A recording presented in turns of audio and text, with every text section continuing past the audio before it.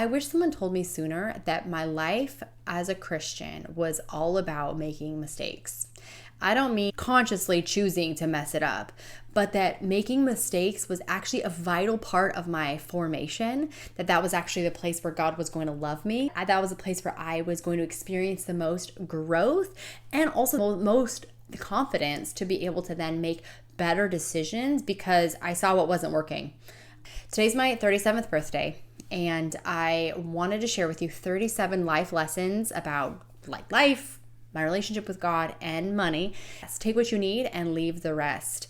Every year on my birthday, I go on a 48-hour retreat where I reflect on the past year and I ask the Lord to show me what He maybe is inviting me into. And 37 lessons came to mind of things that I wish I knew, but also was so grateful that I learned them when I did. Because we are not born with a perfectly developed mind or a roadmap or with perfect parents. Our life is about trial and error and discovering what works, what doesn't. And so in this video, I hope these lessons don't make you feel any shame or feel like, oh, I wish I'd have known this earlier too. We learn the lessons when we need to. I've often heard this, when the student is ready, the teacher arrives. And there's some lessons that took me a lot of time to learn, like 5 or 6 failed dating relationships to finally understand what it feels like to really be loved and to know this is not what I want and this is what I do want. So I hope to inspire you to reflect on your life and to see what God is inviting you to learn in this season, because you can't learn everything. We get fractured, kind of like a collage. We oftentimes need to spend time to reflect and say, what are some of the greatest lessons? Because they are gifts that can carry with you into the future that you also can give to someone else. The first lesson is that you never arrive. What's the point of climbing Mount Everest? To get down to the other side. It's not just to say you were up there and then you die. No, it's to come down and to tell the story and then maybe climb the next mountain. So it's about the journey, basically, not the destination. If you're waiting for the promotion or the relationship, you're missing out on opportunities to experience joy now. The only moment we have, which is kind of a second little lesson, is the moment we have right now. It's not the one in the future. Now, we might feel different in the future, of course, but you don't need to wait to arrive to start experiencing joy. It is right here. Contentment is right here. It's not in the future. The second one is your false self has to die anyway. So let it die. Jesus said, anyone who must deny himself, pick up his cross, and follow him. Well, what does that actually mean? I've come to discover it's the false self, which is the pretense, the fake self that we use to protect our vulnerabilities. That self has to die because we're not really able to be loved in our false self. We're only able to be loved and connect in our true self. So when we let go of the masks, when we die to the self that isn't going to make it into eternity, we actually set ourselves up to feel more joy and contentment now versus waiting for the future. The third one is that time is more valuable than money. If I gave you $1 million or someone offered me $1 million, but I had to die tomorrow, I wouldn't take it because I actually know instinctively that time is more valuable than money. You can always get more money, but time is something that is short this side of eternity. Yes, we are living forever, which is another lesson to think about, that what's happening in the world isn't permanent. It is just a blip on the map. But at the same time, time is more valuable than money. So choosing to do things that invest in eternal things or people is much more important than just earning money. The fourth one that I already mentioned in the beginning is that mistakes are our teachers. I spent 30 plus years afraid of making mistakes, but they actually are the greatest gifts that we can. So embracing mistakes, learning to not feel shame around our mistakes is one of the most helpful, emotionally resilient tools that we can learn. So if that means go to therapy, if that means read books, if that means be in a spiritual direction relationship, a cohort with friends, do something where you can learn how to embrace your mistakes and be loved in your bad, because that will give you the type of emotional resilience to navigate almost anything. When we grow, it requires that we lose the old version of ourselves. It requires loss. So learning how to grieve well is one of the most important things that we can do, because when we are growing actually into a new person or leveling up, if you will, or becoming a new version of ourselves in the spirit, if you're a Christian, then we have to grieve our old self or grieve the old ways of working that aren't serving our life, and being willing to feel it in our body so that we can bless whatever the past was or whatever our current way of operating is bless it and say thank you, but that no longer serves me and God has invited me to do something else. The sixth one is that life isn't fair, and that's okay. It doesn't have to be fair. I didn't choose a lot of things that happened to my life, but I did choose how I'm responding to them. And sometimes I respond poorly. We can all admit that we respond poorly sometimes. And that also is okay, because Romans 8 reminds us that nothing can separate us from the love of God. Life isn't fair. Jesus also says in the scriptures that God causes the rain and the sunshine to fall both on the righteous or the unrighteous. That sometimes bad things happen to good people and good things happen to bad people. So we don't need to fight reality. We can embrace reality. The seventh one is we give power to who we blame. If we blame our parents, if we blame the church, if we blame the money system, if we blame politics, we are never going to be happy. We won't have any agency. I know it took me so long to learn that when I let go of it being other people's fault and I took responsibility for my own life, my life began to change. I felt so much more peace. So the first step to getting more peace is just to start taking responsibility and ownership over your own life. It's like I did for mine, and that changed everything. It gave me a lot of sense of empowerment to be able to make decisions when it comes to my money and anything really in my life. If you don't say no, your yes is meaningless. I used to be a yes person, saying yes to everything, but what it left me with was no connections, exhausted, and I felt like I existed for everybody else, and people didn't trust me because they didn't think that I could say no. There was this lack of self-respect that I had. When I said no, I started to actually gain more trust. My relationships got better. So saying no means you're actually saying yes to future opportunities and saying no to things that don't align with you. You do not have to be all things for all people, because that is exhausting and not true or sustainable. This is one that's really important, is emotions are not the barometer of your reality. Emotions are clues to tell you about where your heart is. Because you don't feel close to God doesn't mean he's not there. Just because you feel like you got slighted doesn't mean you got slighted. Just because you are feeling anxious about your money doesn't mean you are actually really in trouble financially. Our feelings indicate where our heart is. They do not measure and are not the best thermometer for the actual truth. I am also not my feelings. I am not my thoughts. I am hidden in Christ with God. My identity goes far beyond and far deeper than my thoughts and my feelings. The next one is pain is the bony ride home. We oftentimes resist pain, we resist loneliness, but they are our greatest teachers. God uses pain to show us where our heart is, where we need healing. If I didn't have pain, I would die. If I walked into a wall and I hit my arm and it got broken and I couldn't feel the pain from that, I wouldn't heal it. And then all of a sudden my arm would start being weird, blue, and pain indicates where there's troubles or issues. And when we actually endure pain and we can sit with the discomfort of pain, it teaches us so much, and it is our biggest aid with healing, and it's our biggest indicator of also how God is growing and shaping us. That doesn't mean we're masochistic, but pain is actually a gift that we can embrace. It's not something to run from, try to manage, or try to numb out. When we do those things, we're just creating more problem. Number 11 is God invented money and value. It's a good thing. Wealth is not inherently evil. So in Genesis 2:12, God shows us that he designed exchange and value. He put gold in the land and said it was good. And the idea was for us to prosper in Eden. Obviously, we know that whole story went south, and we're now living in that story. But that was the original intention. The 12th thing is that you were not born with your money beliefs. Your thoughts and feelings about money were given to you. And you may actually look at the source and you might discover that they're not very reliable, like I did. Family, culture, church, our denomination, that taught us what we believe about money. That means we can unlearn them and relearn other ones. The 13th one is that safety is never 100% guaranteed. We often think that if we have more money, it does help. It is not going to guarantee our safety. Disasters can happen, things beyond our control, sickness, disease, all those things. Yes, again, money can help, but it is not 100% secure. The only thing that's 100% sure is that God reigns, exists, and that you are hidden with Christ. You are secure in God. That's the only thing that's secure.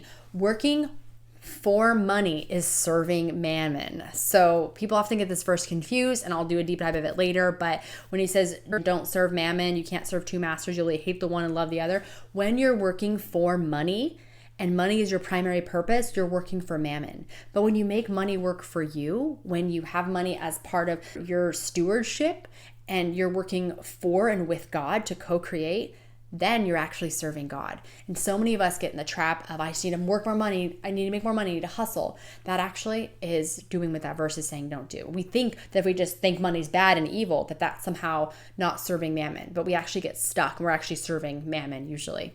Number 15, you already have everything you need with God. I think that is so important to really open up that I have everything that I need in the Spirit with God. Now that does mean that I might go hungry. When Jesus says in Matthew, I think 5, he's saying, do not worry, look at the birds of the air and the lilies, they don't toil and stress. Like apple tree doesn't worry about making apples, it just does. Humans, we have this ability to rationalize and to think through and to self-reflect because we're made in the image of God. But I already have everything I need with him because eternally I was created. I was created for eternity. I wasn't just created to consume food or to be clothed. So when Jesus invites us to not worry, he's saying that, hey, that's not the best thing for you. Tomorrow's going to deal with itself. So we have everything we already. Number 16, you have a financial set point, which means you have a bucket that what you can contain financially, and anything beyond that, you will try to get rid of, sabotage, resist, so we can resist what God is offering us. We can feel very anxious around money. If we get a raise, we can then react with maybe rebellion and overspend. We oftentimes have a bucket that is one size when it comes to how much money we are going to accept, and we have to get a new bucket. It's kind of like the idea of wineskins, where Jesus says if you put new wine in old wineskins, they're going to burst. So you need a new container to hold it. Generosity creates wealth.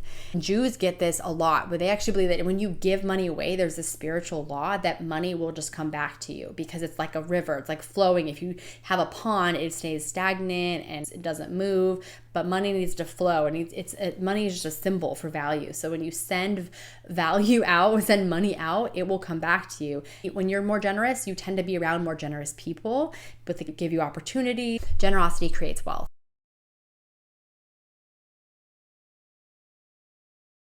God operates from plenty. He is abundant. It's not about me just having abundance, but realizing that God is the one that is abundant, that God can literally make something out of nothing.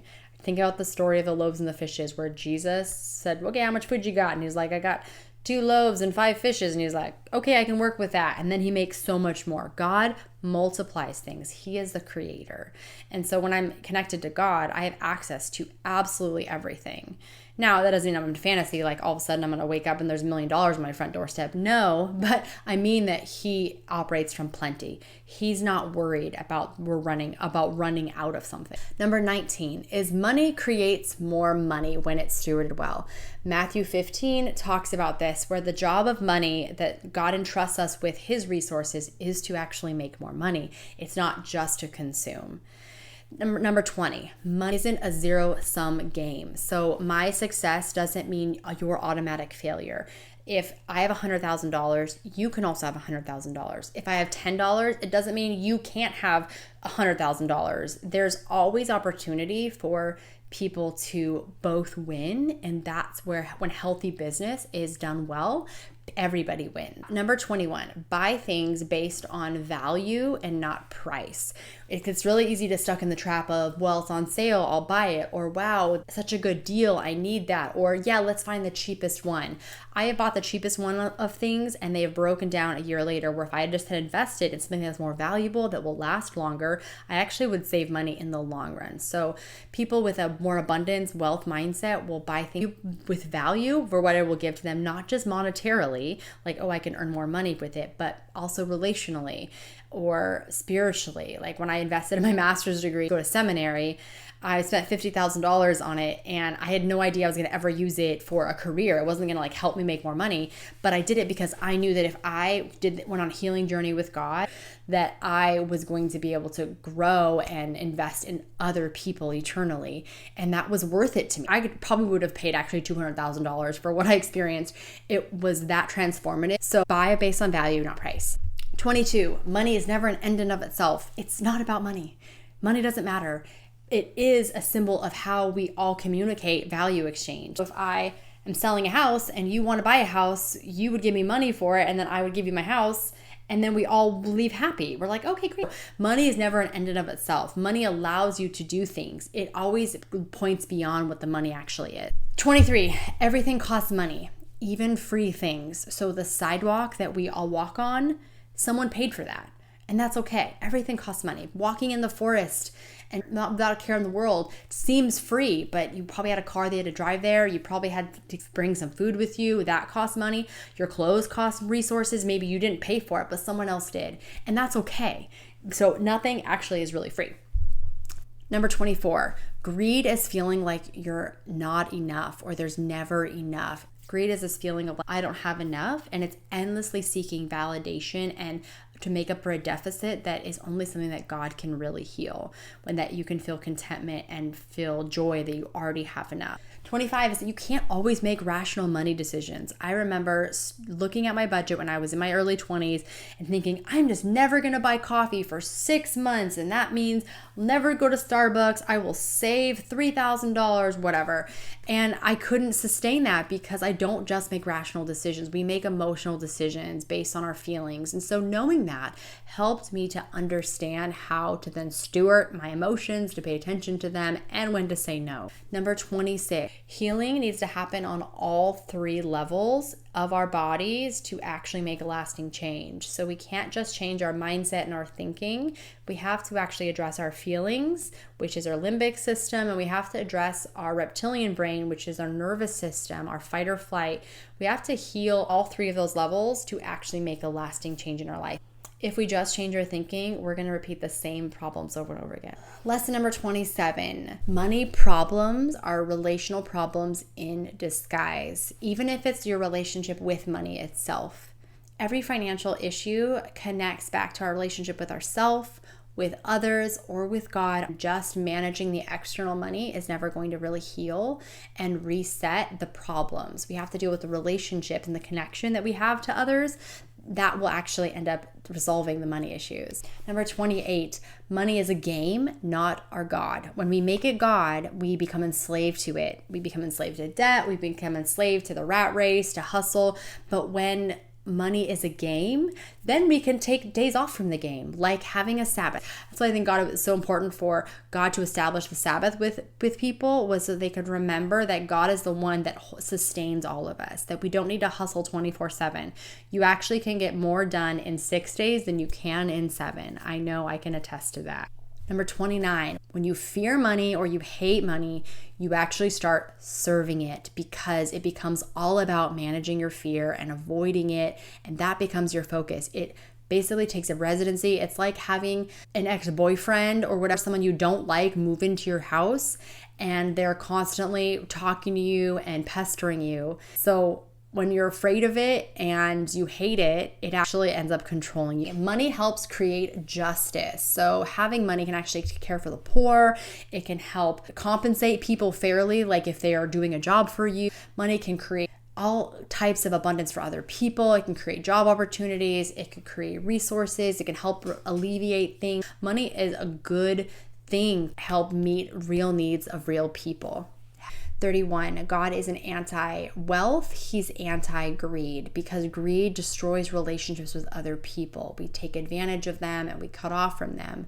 And God created us to connect with one another and to serve one another. And in turn, we get served because of that. Everybody can flourish in God's economy. But business was actually God's idea. Again, not only did he set it into motion, but he created a ton of guidelines on how to navigate business that the Jews actually put into practice through the Torah and through other ancient writings, that they understand that business is actually a good gift to other people. That business is not about swindling, it's about gaining resources in a fair way.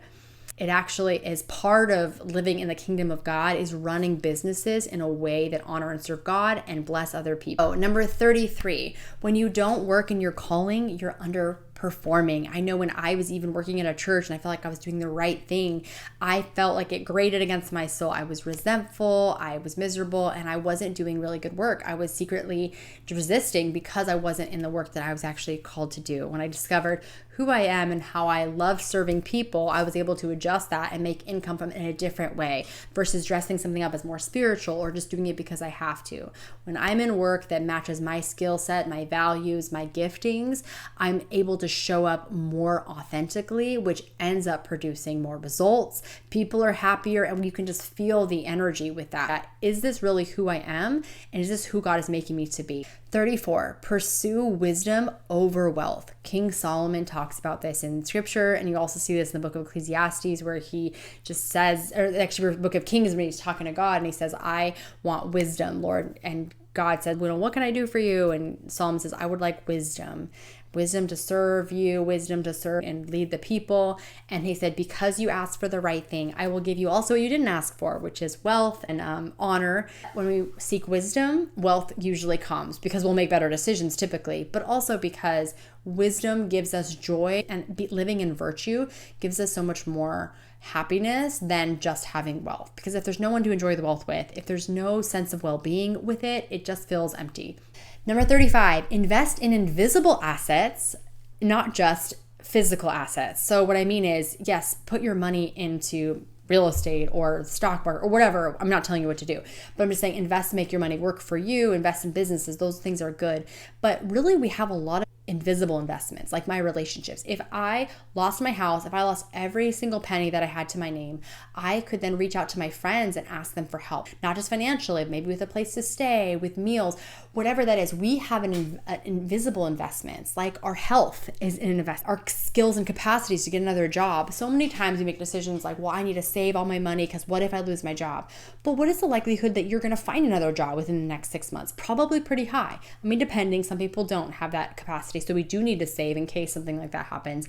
But realizing that you have invisible assets like your character, your skills, your relationship with God, your relationship with other people, those eternal things and or the non-tangible things. The stock market can crash, but your character and your connections will compound in life, probably more than actually your money will. 36, if we just slow down, I think half of our problems would honestly go away because we rush so much to make decisions. We say yes to things, we say no to things.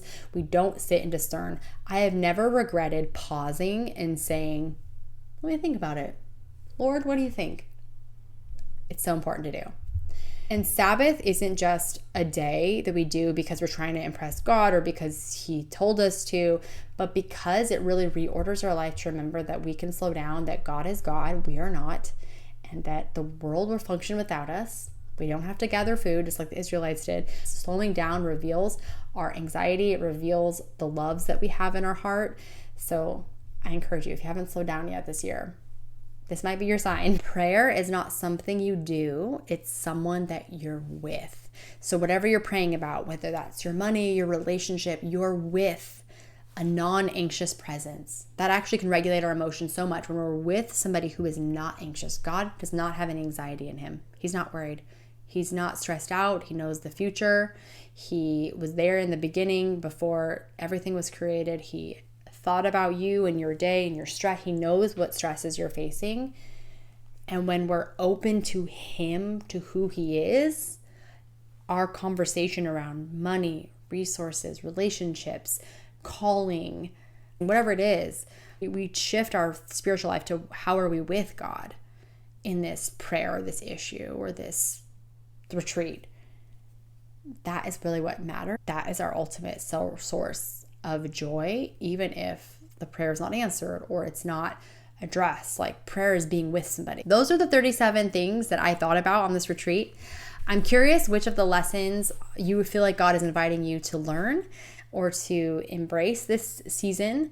Let me know down below. Let me know some of the other lessons that you've learned this year. I'm curious because I have so many more that I did not want to put in here because this video is going to get long. So I pray this blesses you. If you're curious to see what God's word really says about money, check out this video next where I talk about the 3 key Bible verses that really changed how I saw wealth and money forever. And I will see you in the next video.